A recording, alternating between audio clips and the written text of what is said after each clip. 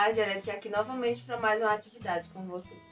E hoje, como eu falei na aula passada, eu vou falar sobre a Lei Áurea. Isso, gente. O que é a Lei Áurea? A Lei Áurea foi criada para poder acabar, fazer uma abolição com a escravatura. Isso. O que é escravatura? Escravatura significa que as pessoas que eram escravos das outras.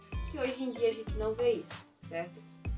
Antigamente, os senhores contratavam, não chegavam a contratar, mas sim pegavam os negros e africanos e usavam para trabalho escravo, para trabalhar sem descanso, certo? Sem alimentação, sem direitos, apenas deveres.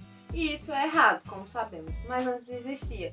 E para poder isso acabar, foi feita a Lei Áurea, que foi a princesa Isabel que criou. A imagem bonita da princesa Isabel assinando lá a Lei Áurea e aqueles milhares de escravos sendo libertados e felizes das senzalas, não foi bem assim, tá? Foi bem sacrificado. Houve outros tipos de lei também, que a tia vai ler um textinho aqui explicando para vocês mais ou menos o que aconteceu naquele tempo.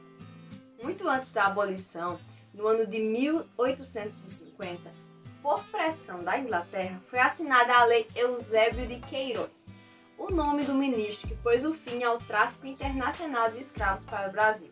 A Lei Eusébio de Queiroz, ela cortou o tráfico internacional.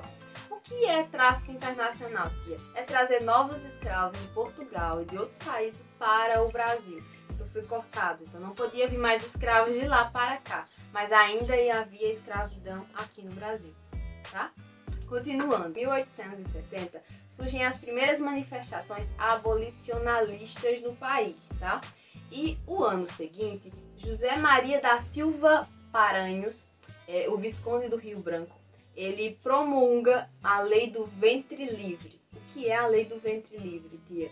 A Lei do Ventre Livre é dizendo que as escravas que estavam grávidas, que estavam gestantes, tinha a Lei do Ventre Livre, que seus filhos não eram mais escravos, certo? E em 1885 é sancionada a Lei Saraiva-Cotegipe, que popularmente foi conhecida como a Lei de Sexagenários, que é basicamente ser apenas liberado, no caso libertado as pessoas acima de 60 anos. Então escravos maiores de 60 anos eram livres e compensavam os senhores.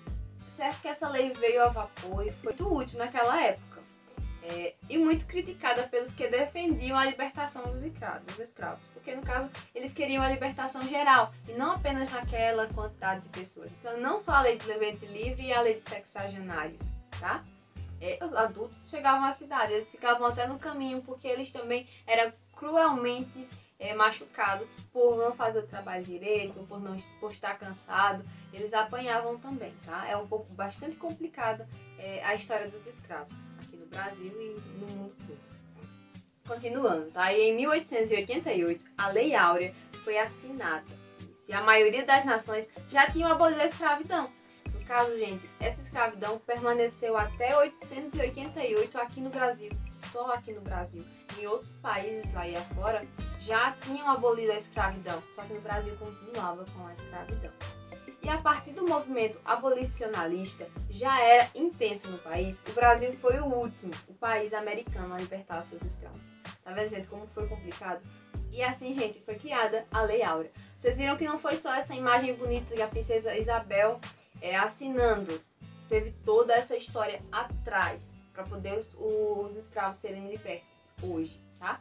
Depois desse texto que a gente aprendeu hoje, só um pouco, tá? Porque a história é bem mais imensa do que isso. A gente vai continuar na próxima aula e vocês agora vão ter que responder essa atividade, tá certo?